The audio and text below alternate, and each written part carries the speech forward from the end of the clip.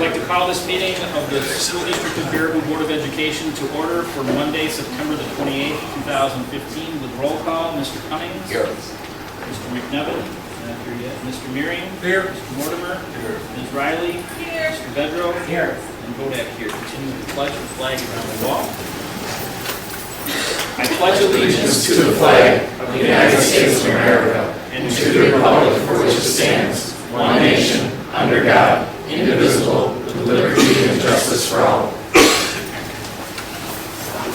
will entertain a motion for the approval of the minutes of the September the 14th meeting as printed. Move to approve, Phil. Motion by Miriam, seconded by Cummings. Any discussion? Hearing none, those in favor, please signify by saying aye. Aye. Those opposed? Motion carries, minutes approved. Brings us to correspondence. I have none. Not made aware of any other board correspondence, administrative correspondence. There was a couple in your packet. We have an acknowledgement or a proclamation that October 12th through 16th is the National School Lunch Week. And also in the board packet, we included an agenda for the Midwest Regional Educational Laboratory. It's a national convention where Ms. Teresa Lean will be representing the school district of Baraboo to talk about evaluator systems for educators. Since the time that the board packet went out, we've had two other correspondences come in. One came in today from ESPN Madison. The Baraboo varsity football team has been nominated to receive the Team of the Week award.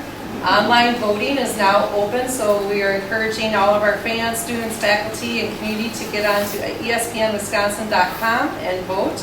And I know that'll be included in our e-newsletter, and we have till Friday to vote as much as we can to make sure our team wins.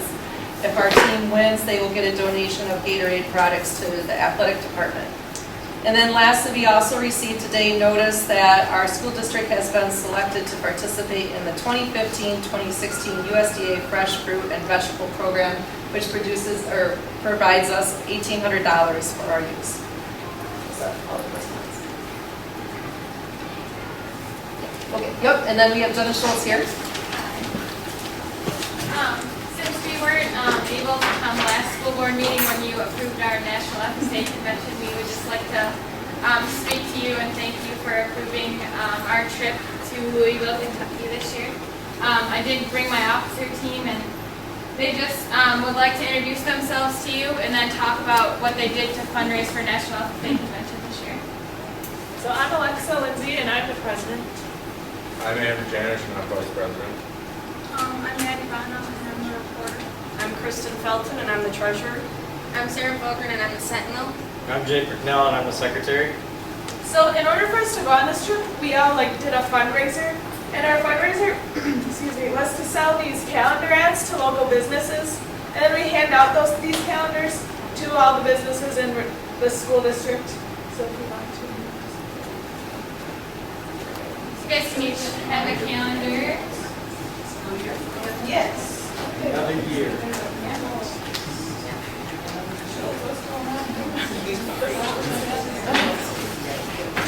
There we go. Okay.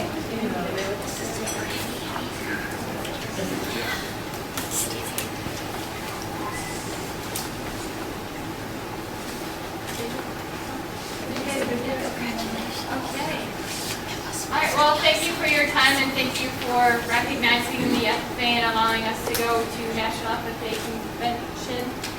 The Packer game is on pretty soon, so I don't want to take much more time. Thank you. Thank you so much. Thank you. Is that it for correspondence? Administrative? Public viewpoints. Is everyone here for public viewpoints tonight? Any public viewpoints? Any public viewpoints? Hearing none and seeing none, I'd like to move on to staff, student, and community recognition. I'm going to turn it over to Ms. Miller. We have a couple of presentations to do tonight. Sure, we'd like to have Ann Runn and Kathy Thornburg come up here and stand in the middle. And Danny is going to say a few things. Danny Scott, come on. Come on.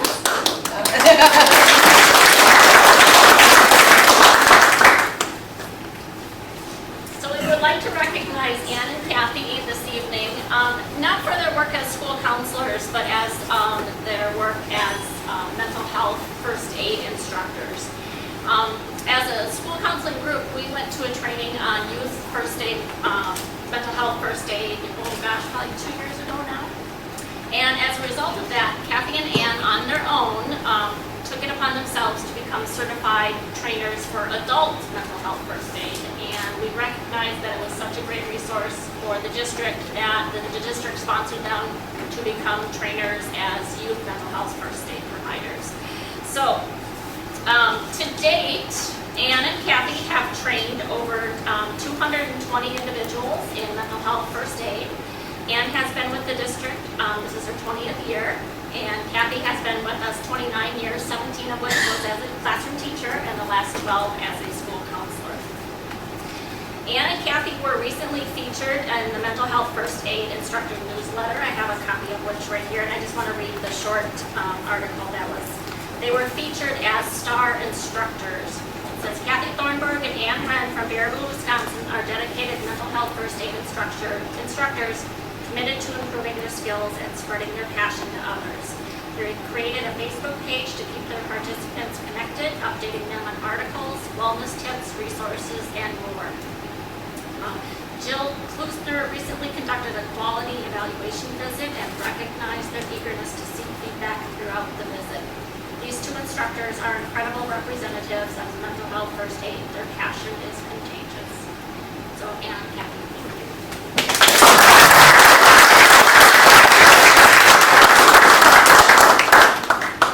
Danny says everything that we need to say, but there's not enough words to thank you for all the work that you do on behalf of the school district and representing us nationally. So thank you so much, Danny. Thank you.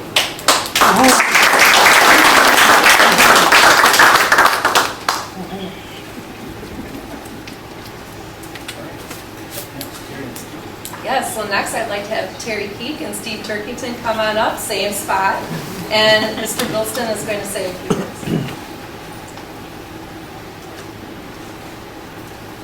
About 2 years ago at this time, the physical education department was looking at their course offerings and did some revisions of what they were going to offer the students based on what our needs were and what the students were asking for. And one part of that revision was to add a course called weight training. And what has happened with that is since that time, the past 2 years, we've averaged over 250 enrollments in this course. That's really a staggering amount in an elective. Students choose to be in this course taught by these two individuals. They provide an amazing amount of support and encouragement, but also knowledge and add challenge for the students, and they recognize it. It allows our students at the high school to take care of their weight training during the course of the school day. So they're so busy with their schedules otherwise, they would be coming in at 6 a.m. and working out or staying after school, but this allows them to really meet their needs during the school day in some cases. The other part of this that I think is really truly amazing is their summer offerings have skyrocketed as well. Students, over 2 years ago, we had about 140 to 150 students signing up for the weight training and conditioning programs in the summer, and it's well over 200 students this past summer. So Terry and Steve do this remarkable job of taking care of our students, and really the numbers speak for themselves. We also recognize them because they're doing this in a space that we know is quite inferior compared to a lot of other schools our size. And we know that over time we'll be allowing our students to come into a facility somewhat like this for weight training. And we know that they will be there because they're already there and asking and thirsty for this type of programming. So thank you, Terry, and thank you, Steve.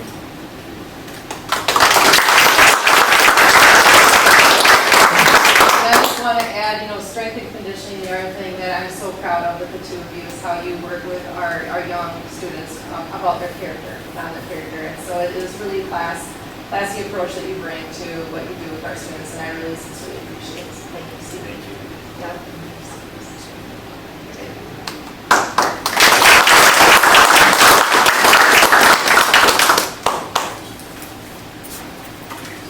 Brings us to continuous school improvement. Again, Ms. Miller's going to talk about the district strategic planning. Sure. An update? So in your packet, we're not going to do a presentation tonight, but in your board packet, what we included was the list of individuals who have volunteered to participate on each of the different strategic groups. And we're still working to finalize those lists as we're still soliciting participation from students and community members, so we'll continue to do that as the school year is starting here. We're going to have our first meetings, but also there's been some progress made. And so in your packet, I did include some artifacts. I'm just going to quickly walk you through those. If you look at the community partnerships, what we've done is one of the focus areas is telling our story better. And really it's a big part of our communication strategy. And Nikki Green has drafted a district communications plan that's included in your packet. And it's just a draft because we just shared it with our admin team and they're working to fill it in. But the goal is to distribute some leadership in terms of who's going to support different pieces of the communication plan and guaranteeing that we're talking about our strategic directions throughout the course of the year and bringing forward pertinent topics as the year unfolds. Also in your packet, we have from the Maximizing the Potential of Learners and Educators, there was a snapshot of our district walkthrough tool process. And our district walkthrough tool is the tool that our evaluators and principals use, instructional coaches use to provide self-reflective feedback to our teachers around those instructional practices that have the biggest impact on student achievement. So we wanted you to see that this is a focus of this group, and as we help our teachers reflect and set goals for their own professional growth, that helps support the student growth as well. For the personalized learning focus group, I included in your packet just a snapshot of the new Baraboo virtual campus interface that we participated actually with members of DPI late last school year as a first meeting as a personalized learning focus group. They came in and shared with us a number of strategies that we can be maximizing, some of the tools like Wisconsin eSchool Network that we already have and utilize in the district, how we can better utilize those tools to increase online learning options for all of our students. So that's just a tiny sliver of the personalized learning focus group, but it is a very important piece. And then lastly, with the modernized community campus, at the last board meeting, you all approved an ad hoc committee of the board. And that group is ready to roll out, I think even this evening, a survey that will go out to all of our staff members as a first step to gather feedback on what are our next, perhaps, facility needs and where do we want to focus our efforts as we move forward. So there's been some action on each of our groups, but as the school year is just starting, we're just starting to get geared up to have more conversations and more action. Our hope is to come to you quarterly and provide those updates as we go throughout the next 3 years with our strategic plan. Members of the administration team that are responsible for facilitating those groups are here tonight if you have any specific questions about any groups.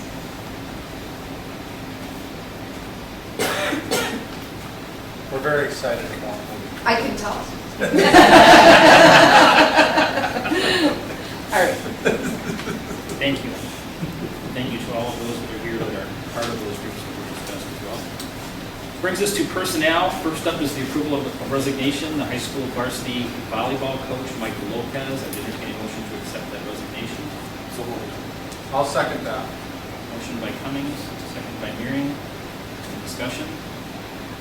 Hearing none, those in favor, please signify by saying aye. Aye. Those opposed, motion carried, resignation thus accepted. Brings us to the approval of new hires. First up is the volleyball coach position, and that is the addition of $1,600 paid by the Booster Club, and that position is Morgan Ligatro. Entertain a motion to that effect. So moved. And I'll second that. Motion by Nevin, seconded by Mearing. Any discussion? Hearing none, those in favor, please signify by saying aye. Aye. Those opposed, motion carries. Brings us to the high school varsity volleyball coach position. Entertain a motion for Morgan for that. I move to approve the Baraboo High School music. Nope, we've got the volleyball coach. Oh, I thought we just... I'll move to approve Morgan. 2. I'll second that. Oh, I'm sorry. Motion by McNevin, seconded by Cummings. Any discussion? Those in favor signify by saying aye. Aye. Those opposed, motion carried. New business, Mr. Mearing. I guess I'll approve these. Second. Who was the second? Yeah. Motion by Mearing, seconded by McNevin for the approval of the Bearwood High School music trip, January the 6th, 2016. Any discussion? Hearing none, those in favor, please signify by saying aye. Aye. Those opposed, motion carried. Have a great time. Brings us then to disbursements. Mr. McNevin. Second. Motion by McNevin, seconded by Cummings to approve the disbursements as presented. Any discussion? Hearing none, those in favor, please signify by saying aye. Aye. Those opposed, motion carries. Disbursements thus approved. Brings us to policy revisions for the second reading. Alternative chair of policy, Mr. Mearing. Okay, we have 13 listed, and I move to have a blanket approval of the 13 as listed that we had a discussion on. Second. Have any motion by Mearing, seconded by McNevin? Any discussion? Hearing none, those in favor, please signify by saying aye. Aye. Those opposed, motion carried. Thank you, Mr. Mearing. Brings us then to D, the approval of the construction certificates of substantial completion. For that explanation, I will turn to Mr. Creeper. We are presented with these certificates by C.G. Schmidt. They were signed off on by our architect, EUA. So I would recommend that we approve these certificates tonight. Move approved. Second. Motion by McNevin, seconded by Riley. Any discussion? Jeff, what are these all, okay, like, it's just sort of, It's basically just stating there's a certificate per school, and it states that they're substantially complete at each school at this point in the project. Not Does it- final complete, but substantially. Does that mean that since it's not quite complete, there's, the punch list hasn't been, punch list walkthrough? has The not punch been- list is still being worked on right now. Punch list is Our still- final completion date is October 15th. And if we have any questions at this point, with like various buildings or parking lots or whatever. Absolutely, shoot them our way. What? Let us know. Let us know. Okay. That's fine. Any more discussion? Having a motion and a second, those in favor, please signify by saying aye. Aye. Those opposed? Anybody that's in the front here, introduce themselves before we get into the addresses. Good afternoon, Peter Vedro. Welcome. Doug Marion. Sean McNevin. Gary Cummings. Kevin Bodak. Lori Miller, District Administrator. Jeff Briefer, Business Manager. Okay. I would like to turn it over to Ms. Miller for the district administrator address.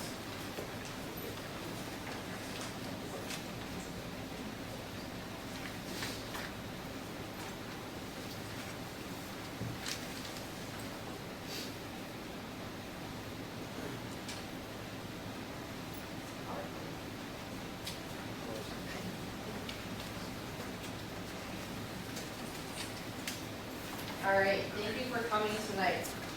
The school district of Baraboo's mission statement reflects high expectations for each and every one of our students. And as a school system, we really exist to make sure that we provide every single opportunity that we can for their success in a really ever-changing world.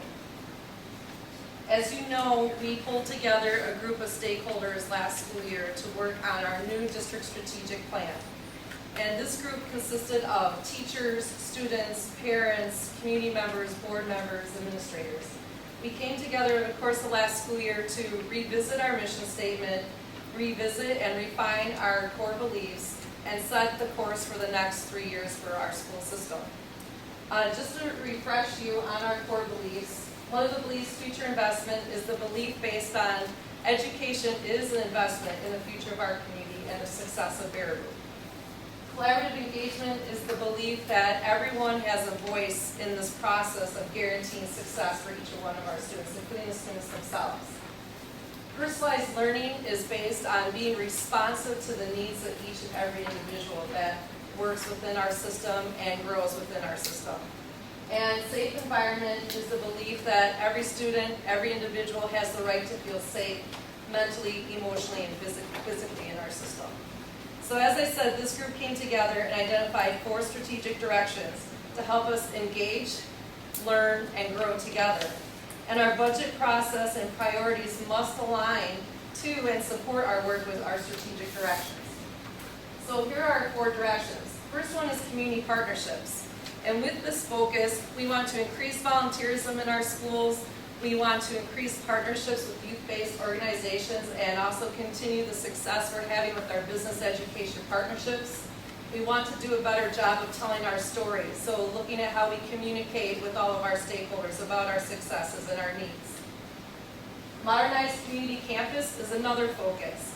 You know, we're here tonight in a wonderful space. We like to continue a focus on our master facility planning and what are the next needs. How do we better utilize our spaces? How do we get community members more into our spaces and make it, again, a community focus for a modernized campus? Personalized learning. We want to create a better understanding of what personalized learning is and how to expand those options for our students. Lots of times people think about personalized learning as putting a device in a student's hand, and really that's just a tool to help students access what they need to learn and grow. But personalized learning is tailoring our instruction to really meet, again, every individual need of our students. And maximizing potential of learners and educators.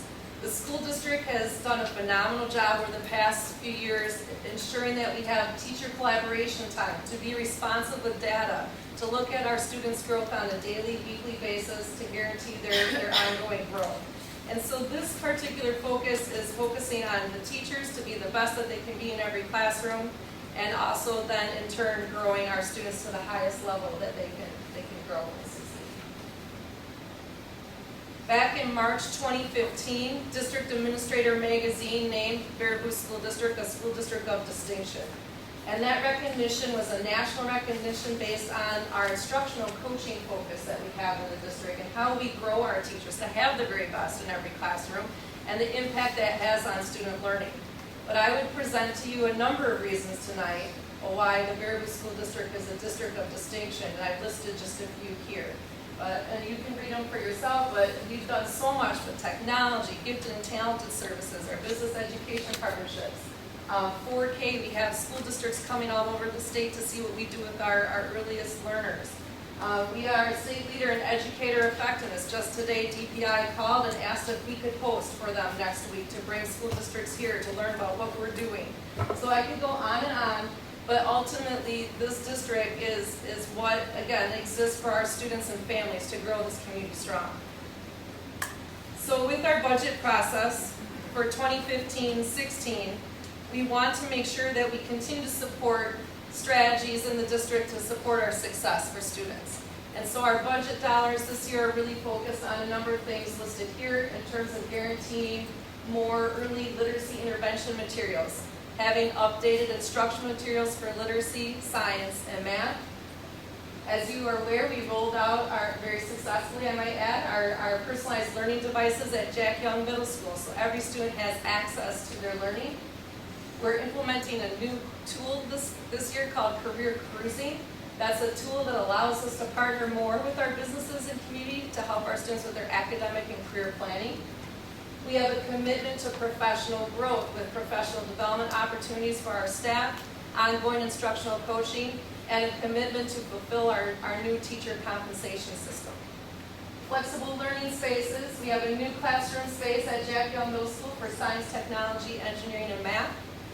And we have a number of new courses too that I'm really excited about is our partnership with the Baraboo District Ambulance Service to provide EMT certification for a number of our students. We also have a middle school course called English 9 that allows our middle school students to get a high school credit for successful completion. We're increasing our allocation for the number of youth option courses that our students can take at the high school. This allows them to get concurrent credit or dual credit, so credit for high school completion and credit completion for the college. And then a number of certifications for the workforce. So it's just a sampling of the number of things that our budget dollars do to provide opportunities for our students. So over the course of the past few years, our district has invested in student performance, teacher engagement, and facilities. And we're seeking your support tonight to continue to invest in these same areas to make the Baraboo School District a place for everyone to engage, learn, and grow with our strategic plan. So with that, I'm going to turn it over to Jeff Cooper, our business manager. Before Jeff addresses, I'd like to take a moment to have Frank Sutherland, Attorney Frank Sutherland, who's our parliamentarian. He was not here when we did introductions, but Frank's down on my left, so that he can go through the purpose of the budget hearing, the ground rules, and then the process for addressing tonight. You want me to do that right from here, or you want to start? Probably, yeah.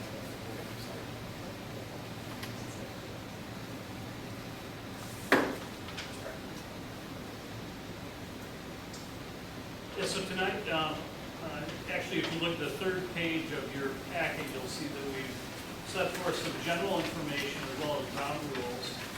And those will apply both during the budget hearing as well as during the annual meeting. Although those two meetings are held simultaneous each year, they really are two distinct meetings under the statutes, as those have been established by the Wisconsin legislature. The budget hearing is the opportunity for the board to present its budget. It will not be formally approved tonight, but to come before citizens and allow you to ask questions. So it is designed to be an informational meeting when any questions you might have as electors or citizens of the district can be answered. Following that time, we'll go into the annual meeting, and at that time, Robert's Rules of Orders will apply as they do generally in meetings of that type. And I'm just going to quickly review the points that you see in your materials regarding the ground rules for that as well. You'll see there that, first of all, anyone who has been living in the district for 28 days is an eligible voter, or technically referred to as an elector within the school district, and who is over the age of 18 years. We assume that everyone is qualified to vote on any of the matters that come before the meeting, unless there is a challenge. Someone stands up and says, I don't believe someone has actually resided in the district, is over the age of 18, reside here for the required time. Then you'll see ground rules set forth below. One is just noting that Robert's Rules of Order will apply to that meeting. You mentioned that among other reasons because it is not a board meeting. This is actually a meeting of the citizens or electors of the district. So although the board organizes it and helps to give structure, this is for the citizens. Any motions that will come before the body for a vote are to be presented in writing and then signed by the person who is making that motion as well as the person who seconds the motion. We will have a chairperson of the meeting who, in the event it was necessary, can limit the time for speakers. That won't be necessary tonight, but periodically that is important. And we will start and presume that we can move forward with a voice vote. Although the chair will have the discretion if there's a close vote or other reason to do a show of hands or even to have a written ballot. Those are all options, but we won't typically go to those options unless there's some reason that a voice vote is not sufficient. And please do keep in mind, and this might be one of the most practical rules on the sheet, that we want to limit discussion to whatever motion is then before the meeting. So there may be other things you wish to address. You need to wait until the time designated in the meeting when there's an actual motion on the floor. And with that, I'll go ahead and turn over to Jeff to continue the vote. Thank you. First, just want to introduce myself again. My name is Jeff Reefer. I'm the business manager here for the school district. This is going into my second year with the district. I work closely with the finance committee. Names are listed on the board here: Sean McNevin, who chairs the committee, Ed Mortimer, and Gary Cummings on the financial matters within the district. Back late winter of last year, early spring, and then into the summer, we began building a budget. And in the world of Wisconsin school finance, building a budget has become increasingly difficult. So I'm going to portray throughout the course of this presentation the difficulties that we were presented with, and some of the solutions we came up with to continue to address all the strategic goals that Lori just mentioned and continue to move the district forward. Beyond budget development, the Finance Committee also does a number of other things. They review receipts and disbursements on a bi-weekly basis. They're provided various financial updates throughout the course of the year. They review things like bidding for the district. So when we go out to bid on certain projects, those are reviewed by this committee. And finally, they review the long-term health of the district to make sure that the district is financially stable as we move forward into the future. We do meet on the fourth Monday of each month, and those meetings are open to the public. So Lori gave a great description of the strategic plan, and as we began building the budget, that was on the forefront of our minds as we began building the budget for 15-16. It's important that we, even in a world of declining revenues coming into school districts, we continuously improve and add educational systems and programs that benefit kids. That's why we're here, and that's what we're in this for. We're also committed to fully implementing and sustaining the district's teacher compensation system that went through its first year last year and is now entering into its second year. And then finally, to present and come up with a balanced budget, because a district that wants strong long-term financial health must have a balanced budget. Within your packets, and I hope everybody got a chance to grab a packet as you came in, there's a description of the different funds that our district utilizes, like Fund 10, Fund 27, and so on.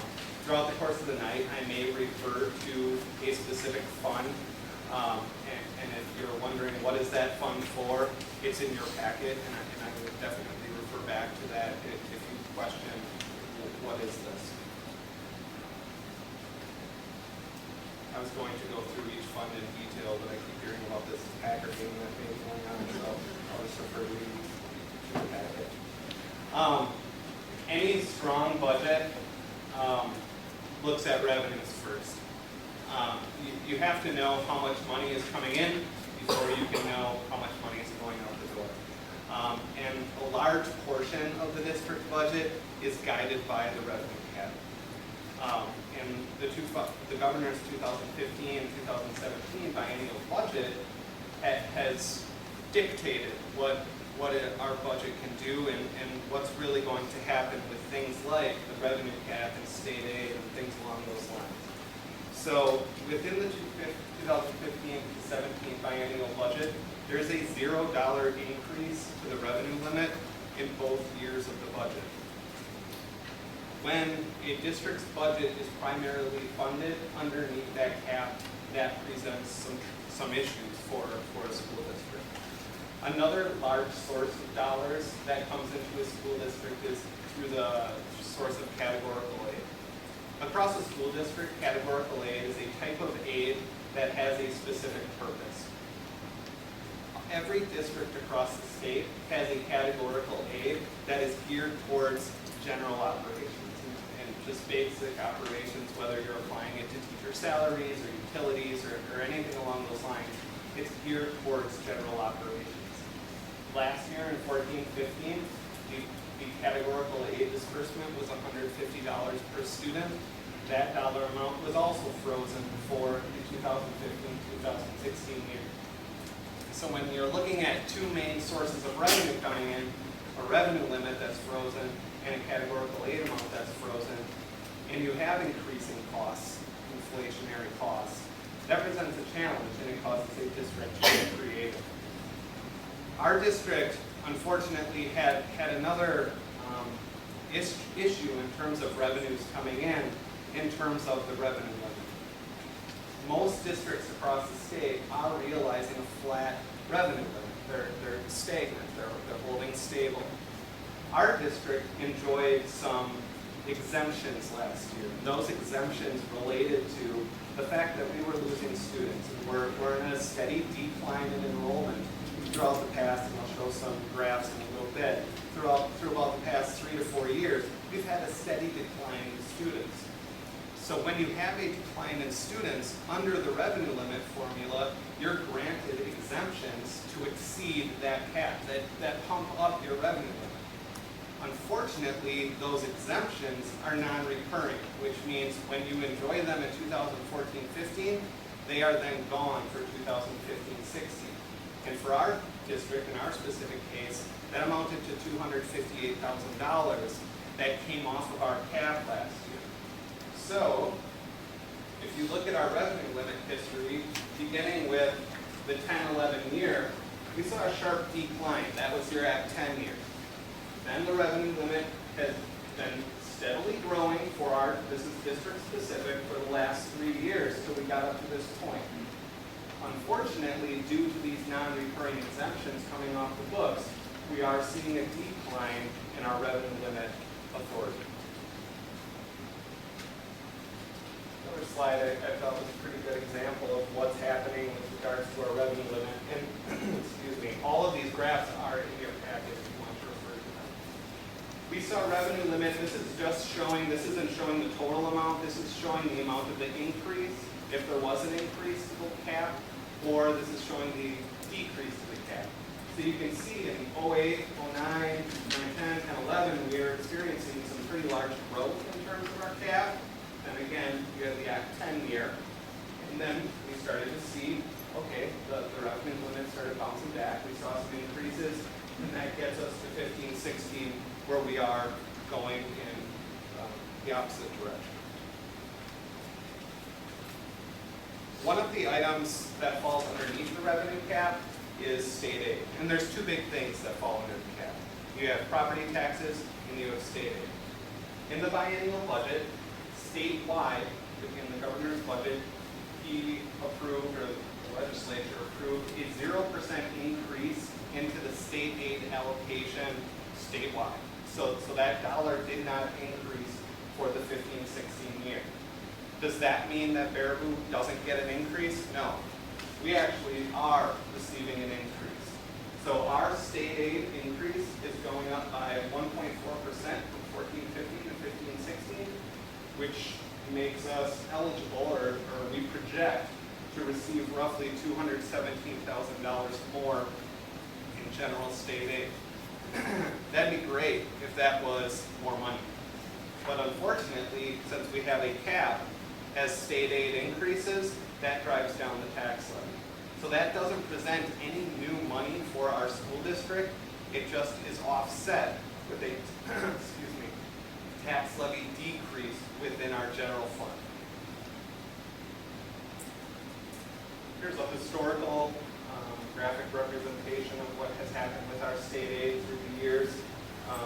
Just looking at from 12-13 on forward, if our projection is true, and this is just an estimate that was released by DPI back in July, if this holds true, we will continue to see that steady increase in state aid. Enrollment.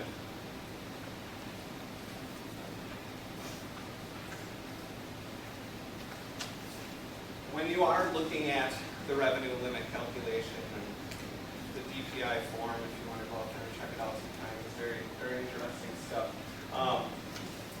It is based on your enrollment. And the amount of dollars you are allocated, a guiding force within that allocation relates to how many students you're educating. The more students you educate, the more dollars you're able to raise. So as our district continues to see a steady decline in enrollment, unfortunately, that has an inverse relationship with the amount of revenue that we're able to bring in.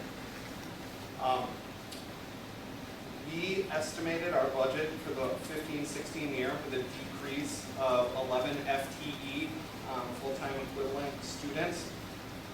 That number is not representative of the actual number of students that are sitting in our chairs getting educated. That's a prorated number that takes into account certain 4K students are counted at 60% and things along those lines. But that's how the revenue limit is calculated. Student enrollment is calculated into this number called FTE.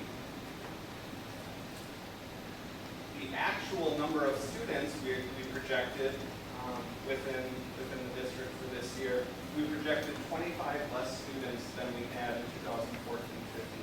The student count was completed on Friday, September 18th, and those numbers are still being firmed up by our district registrar. Once we have those numbers, we'll have a lot more information related to the type of revenue we'll have coming in through the revenue limit formula. Another telling chart relates to the number of economically disadvantaged students that we have in this district. It's pretty stable in terms of what we've seen over the past 5 years, past 4 years, and then what we're projecting for this 5th year. Total enrollment is this blue line, and the number of students that we have qualified as economically disadvantaged is that red column that you see there. It's hovered between 42 to 46% throughout the course of these past 5 years. And really, this chart can help us guide as a district, along with our strategic planning process, and tailor instruction to benefit those students that we do identify as having this need, and make sure that we are reaching out to those students that are in this type of situation. Last chart related to enrollment. This is enrollment versus capacity within our buildings. Blue line on this chart is indicative of our total enrollment. Red line is the capacity that we have in our district based on just square footage alone. The orange column is based on the functional usage capacity. So we had EUA who designed this space. They actually completed a study for us that let us know what our capacity is within our buildings. So if you look, it's pretty telling across all 5 of our elementary schools, we're pretty near max in terms of students in those buildings.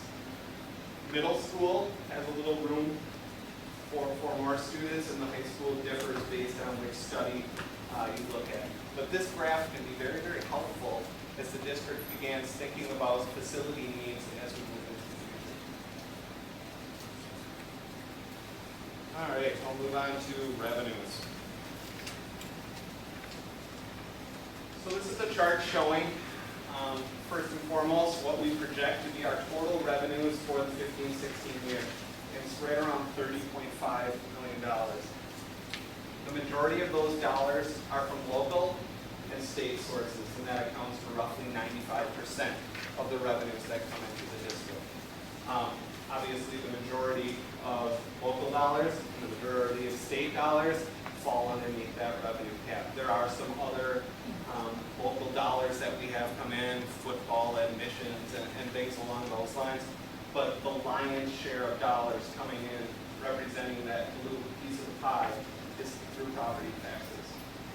So you can tell when you have a revenue cap that is frozen and 95% of your revenues are coming from those two sources, it makes it quite challenging for a district.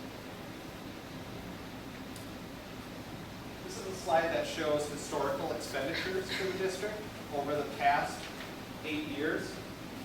Something that's telling to me, and this predates me within the district, is that we have decreased expenditures within the school district from the 2012-2013 year. So for the 4th straight year, the district has committed itself to decreasing its expenditures. When you have decreased revenues, that's challenging, and I think I mentioned this earlier, but when you also have expenses that go up, salary increases, benefit increases, our health insurance went up 2.5% this year, which was about $100,000 cost to the district. Utility costs increase, property insurance increases. You have these fixed costs that increase simply due to inflation. That makes it extremely challenging when you're dealing with less revenue. So the board, back in January, February, and the administration even earlier than that, going back to probably November, December, began thinking about creative ideas to come up with budget reductions, to basically combat what was being presented to us by the state. And the district really had the intention, and I think followed through on their intention, of coming up with reductions that would have the least impact on students. So in order to be able to provide that quality education, you had to come up with solutions that would have the least impact on kids. So just some things that I want to point out that were reductions for the 15-16 budget. Teacher FTE was reduced to 3.84. Elementary computer lab assistant positions were eliminated. Support staff district-wide was reduced by 3.81 FTE. A social worker position was eliminated. Driver's education was eliminated. The food service director's salary was shifted from our general operating fund into the district operated food service fund. So when I say getting creative, that was one of those creative solutions. It wasn't eliminating a position, it wasn't doing something that impacted kids. It was figuring out a way to shift some dollars from our operating budget into the food service budget and try to absorb that cost into that budget. We hired many new teachers. We had 40 teachers leave the district after last year, many of those retirements. And when you have a lot of retirements and you bring in a lot of new teachers, there's a trade-off. Yes, you have a lot of cost savings, but you lose a lot of experience. But in terms of the budget, that cost savings was helped.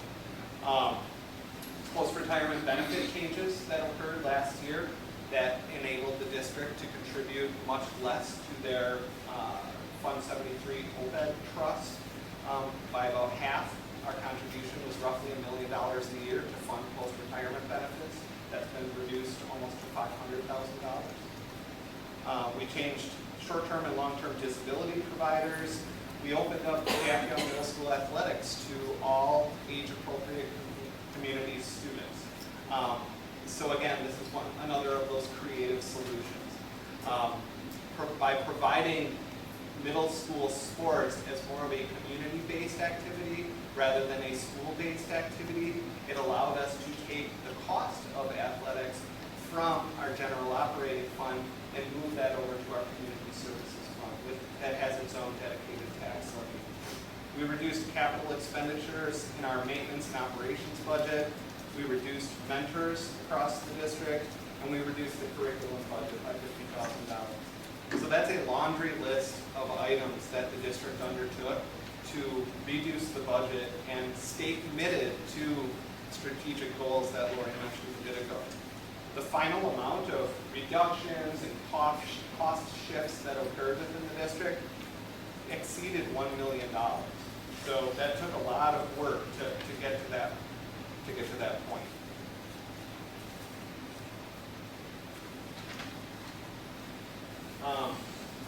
The next couple slides are just laying out the expenditures and breaking them down on their classification. So this slide shows, based on function, where we're spending our dollars. 48.7% are instruction directly impacting students, so that's teacher salary benefits, classroom budgets, extracurricular activities, things along those lines. The red slice of the pie is the 200,000 level function, which is a lot of your special services like guidance, nursing, psychological, speech pathology, therapy. It's also operational costs, so utilities, custodial costs, maintenance costs, transportation costs, busing costs, and many other things that I won't go into it. And 400,000 level is your non-program transactions. Special education is funded through both state and federal aid. When you have, let's say you have $6 million in costs, that's pretty close to where our budget typically is in special education. If $3 million in costs are funded through state and federal grant opportunities and aids, the other $3 million of special education is then made up through a transfer from our general operating budget. That's the majority of that orange piece of the pie right there. Let's skip past this slide and go right to this one. To give an appropriate representation of how we're spending our money by object, so this is breaking it down 100 level salaries, 200 level benefits, 300 level purchase services, and so on. It's easiest to combine general fund and special education together. That's why I just skipped through this slide. Because if you look at the general fund only and you're trying to break it down by object, you have this 800 number down here, that's $3.7 million listed as transfers. This amount includes salaries, benefits, purchase services, and all those types of items. So if you squash them together and put them together, that's where you get the most detail and the best true picture of how the district spends its money. So you can see that this big Pac-Man looking blue part of the pie, that's salaries. The next largest piece of the pie is your benefits. So you add those two percentages together, 80% of the district budget is salary and benefits. The next biggest slice, probably the only other slice I'll go into detail on, is this 14% that's purchase services. And just some of the ones I wrote down that jumped out to me, that's your utilities, your transportation, open enrollment costs, things along those lines.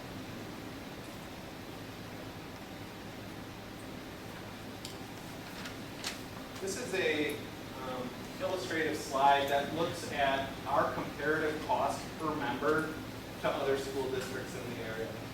So this is our spending per student on three things. Educational costs, so that's your teacher salary, benefits, and the things that are directly related to the classroom. It also includes transportation and facility costs. So when you put those three items together, you take your total, you divide it by the number of students that you educate, you'll see that Baraboo is the only school district among our peers, Greensburg, Sauk Prairie, Wisconsin, Dells, and Portage, that spends under $11,000 per student.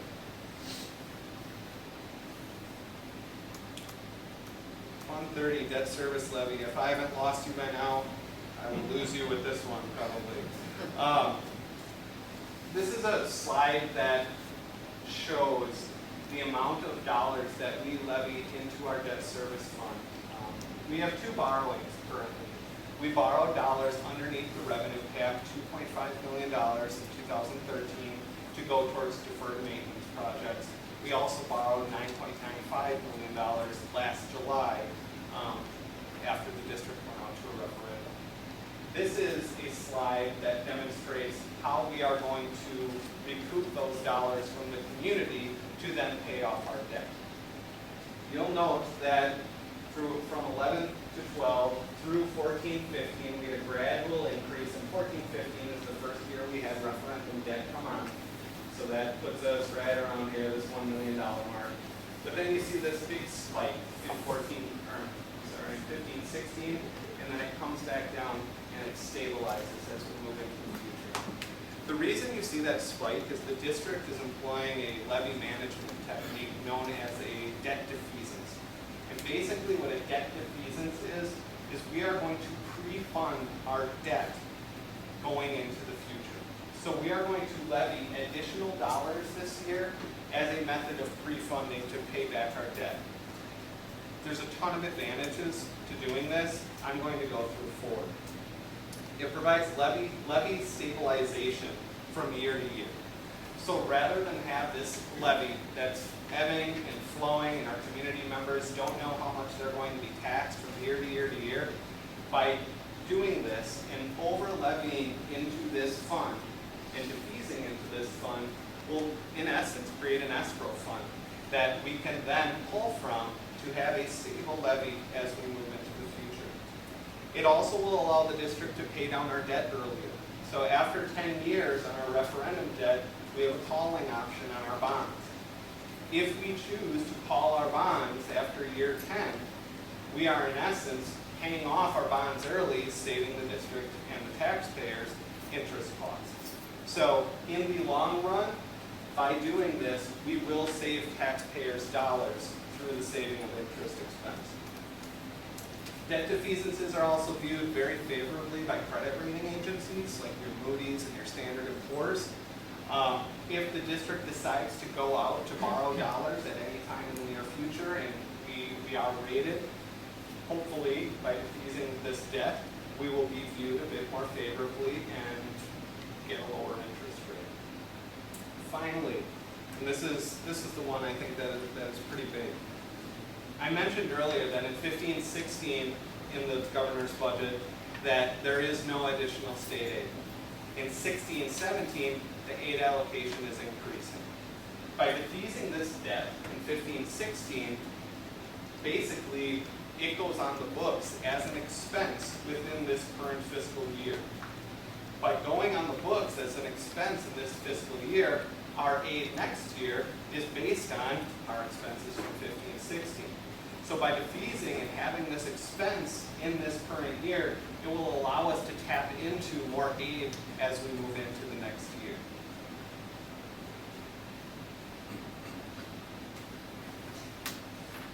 All right, so what is the levy for and what has it done? I'm not going to go into too much detail on this, but I mentioned we had two types of borrowings that happened. We had a $2.5 million borrow that went towards deferred maintenance projects, and then again we had our referendum debt. This is a listing of a number of the different projects that we've been able to complete utilizing that $2.5 million. Way back when, again, before I arrived, there was a list of projects that were determined. This is what we want to do with those funds. I'm happy to report that all of those projects, I believe, except for these boiler burners, I believe those are the last two that we got to get done. Everything has been completed, and everything has been completed under budget. So that allowed the Building, Grounds, and Transportation Committee to take a look at, okay, what can we do with the leftovers? And by coming in under budget, we were able to identify some projects along with Dan O'Brien, our Director of Buildings and Grounds, to come up with some other items that we know need addressing. And those projects expect to take place early next summer. Referendum debt, what did that all do for? It's pretty exciting. As I've been involved in this project over the summer, and I've seen June and into July, and going, oh my gosh, there's no way these projects are going to get done. And then to see this stuff come together and to see these new offices as you walk in, and to feel the more secure entrance as you walk in, and some of those things, and to see the beautiful carpet, it's been very exciting. So I just want to go through just a number of items that I think should be mentioned as being pretty significant accomplishments of this referendum. Every school now has a safe and secure entrance with a segregated vestibule for safety. Most main offices have been updated to be much more functional than they were previously. The district added a number of surveillance cameras to create more safety within the building. Something that you don't necessarily see, and I know this is one of Gary's favorite things, we've repaired and replaced a number of roofs across the district, so it's not necessarily something that everyone in the community is going to be, yeah, we got new roofs. But it's something that's very, very necessary, and it's something that was great that it got done. HVAC systems were updated, and you can feel the air conditioning in here, just providing a much more functional space for our students. Windows, lighting, ceilings, when you walk into GLW and you walk into their new library and see the new carpet, and I guess I never really thought before I got into this position, ceiling tiles make a difference. But just looking at how that space looks with brand new ceiling tiles and brand new carpets, it's much more inviting for staff and students to come into a building like that and be ready to learn. So I think that's a great one to mention. The parking lots at Abe, Jack Young Middle School, and the high school have all been updated and are much more functional for both our students, our staff, and our visitors that come to the district. And then finally, we're all sitting here. I think one of the main highlights of this referendum is this space we're in right now. Hearing those kids sing outside, I'm kind of a misty guy. I got a little choked up listening to them. But just knowing they're going to come in tomorrow and get to use this space, that's really cool. So to think about that, and to think about what those dollars have done, all these other items, and then to add in this just highlighted the project. I think it was a very successful project. And we are still wrapping up the budget, but we are coming in under budget, so we may have additional dollars to even do more, but that's not finalized at this point. Required by law to mention our Fund 73 OPEB trust. The one item I would mention with regards to this fund, this is the fund where we pre-fund our retiree benefits. We did make a change from last year to this year. We were previously with BMO Harris. We transferred our funds over to AUL, American United Life, and we're experiencing significant increases in the amount of interest revenue that we're bringing in within our trust. So that's been a big positive, moving dollars into a new financial institution. Fund 80. We did decide to expand our Fund 80 somewhat this year, and the biggest expansion related to Fund 80 was including middle school athletics in that fund. So at this point, there are 4 programs that we levy the community to operate, and I should back up and explain what a Fund 80 is. The Community Services Fund is a fund that benefits the entire community. It's not specifically for the educational value of the school district of Baraboo. It is a levy for activities that anyone can participate in that lives within the district, as long as it's an age-appropriate program. So Kids Shop is a program that we levy for. Any private school, homeschool, or public school student can, their folks, or whoever they live with, can utilize that program as a daycare program. The swimming pool is partially funded through Fund 80. Middle school athletics, as I've mentioned a couple times here. And then we also operate a Boys and Girls Club shuttle bus that transfers students from the transfer lane over to the Boys and Girls Club. And again, any private school student can ride that shuttle bus over to the club. If you would like more information on our Fund 80, you can click there within the presentation. This presentation will be posted on the website tomorrow. You can click on that link and you will learn more about the revenues and expenditures. Which brings us to our tax levy. We have 4 funds that we levy into: our general operating fund, our non-referendum debt fund, our referendum debt fund, and our community service fund. The dollar amounts are listed, and that is the total levy that is presented before you. This is a historical tax levy through the years. So we've had a steady increase from 1213 into our projected levy for this year. We had an increase of about 350 grand last year. The increase would be about $450,000 this year. It represents a 3.5% district-wide increase.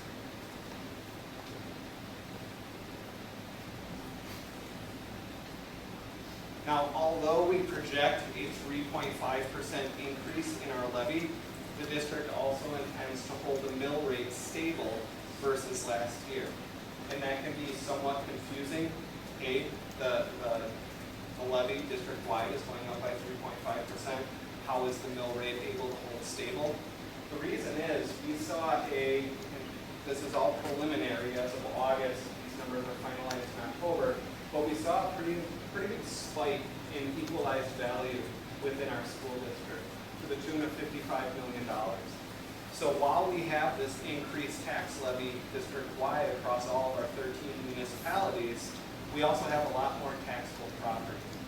And this number seemed odd to me, so I reached out to the equalized value folks at the Department of Revenue, and I was able to narrow it down. There's 3 municipalities within our school district: the town of Baraboo, the city of Baraboo, and the town of Delton, that saw pretty significant spikes with their value. And then I wanted to know more.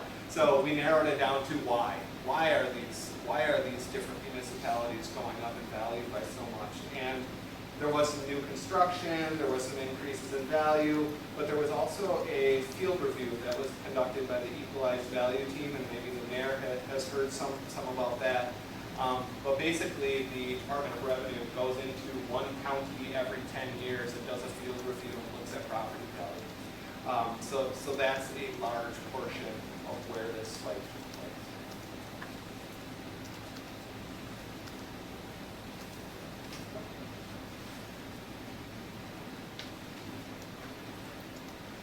give you an example of what has happened to our mill rate historically over the past 5 years, back in 11-12, we were at $8.16. That decrease had obviously occurred, that's going back then. And again, jumped to $8.54, the next year up to $8.69. And then again, we're able to hold that levy stable moving into next school year. When comparing our mill rate to our neighbors, you can see Baraboo is the only district that is under $9 at this point. The Portage and the Reedsburg numbers are 15, 16. South Prairie has not finalized their number. This was their number for 14, 15. I wouldn't want to speculate on what they will have happened with theirs for the next year. So where do we go from here regarding our says 14, 15 budget, I should say 15, 16 budget? We will modify the budget based on a number of things. I mentioned on September 18th, we had our student count. As those numbers come in and we finalize those numbers, that will drastically alter our revenue. We received final district property value numbers here in October. We receive our final aid amount in October. So a lot of information rolls in here right at the beginning of October, and we're able to firm up our revenue amounts. At that point, we'll be able to look at that defeasance and decide and work with the finance committee to determine if we want to float that dollar value at all. And then we'll finally settle on the final district tax rate. That'll be presented October 26th, and that is the meeting where we will potentially approve a budget and then set the tax limit for the 15-16 year. Just wanted to make sure I mentioned the budget and financial status of the district is reviewed by multiple internal and external groups. Our school board treasurer, Sean McNevin, reviews the financial information, as well as our finance committee that I mentioned previously. Our Board of Education reviews and approves all receipts and disbursements that happen within the district. I keep a close eye on it. Our district administrator, Lori Miller, TPI. We have an external school board auditor. For the past 2 years, we've used Johnson Block. They audit us once a year. And then external private businesses like Moody's. And then final point, any district resident that wants to make a request is certainly able to do that. So with that, do we have any questions related to the budget?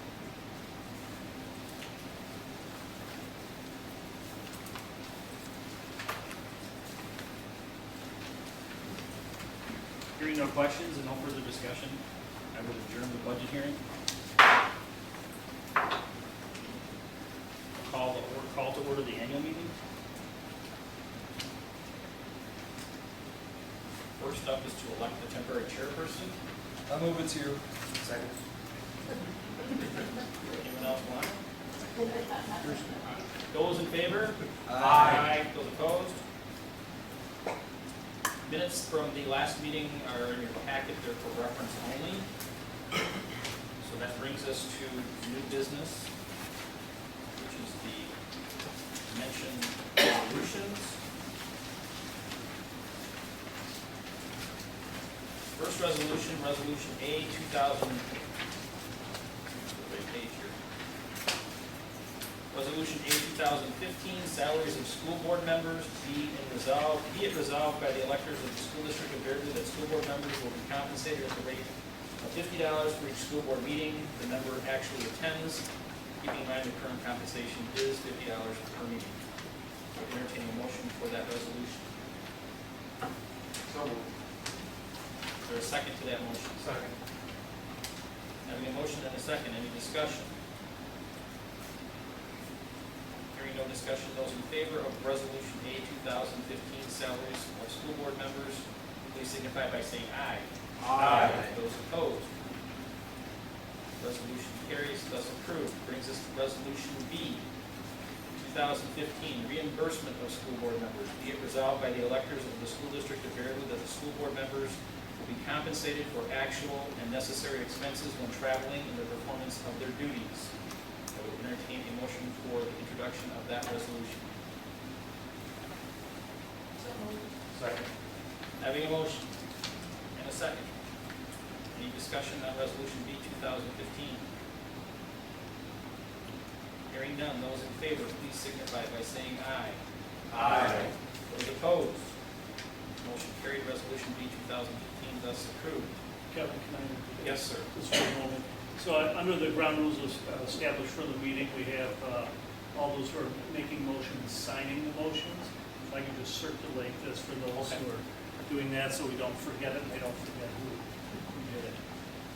And also, if there's anybody here that hasn't signed in, so I think everybody's probably signed in. Resolution C 2015, student accident insurance. Be it resolved by the electors of the school district of Fairview that the school board be authorized to furnish student accident insurance and appropriate funds for that purpose. So moved. Second. Having a motion and a second, any discussion? Hearing none, those in favor of resolution C 2015, please signify by saying aye. Aye. Those opposed? Motion carried and adopted. Brings us to resolution D.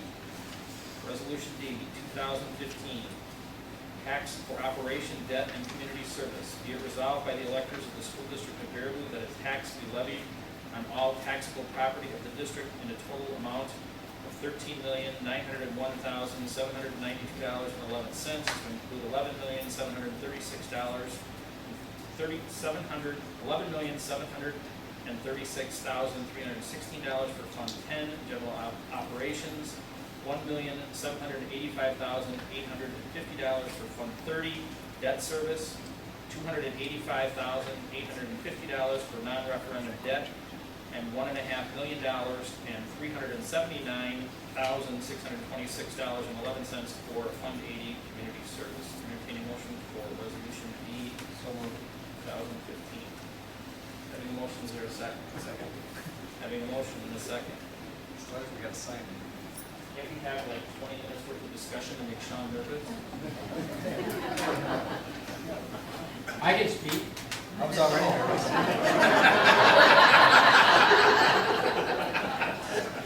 I could too. Any discussion? Throw a flag.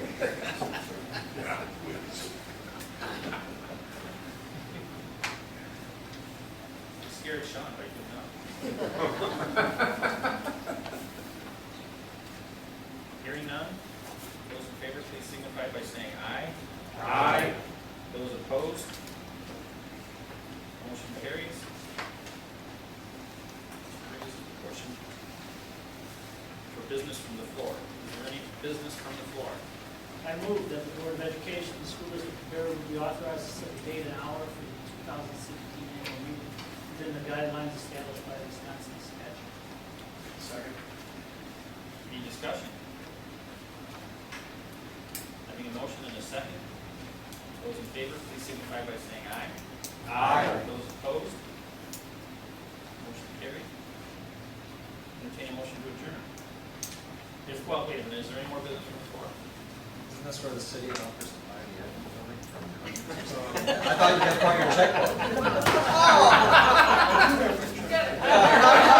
Hey, we'll take care of it. As long as that's not the city checkbook. You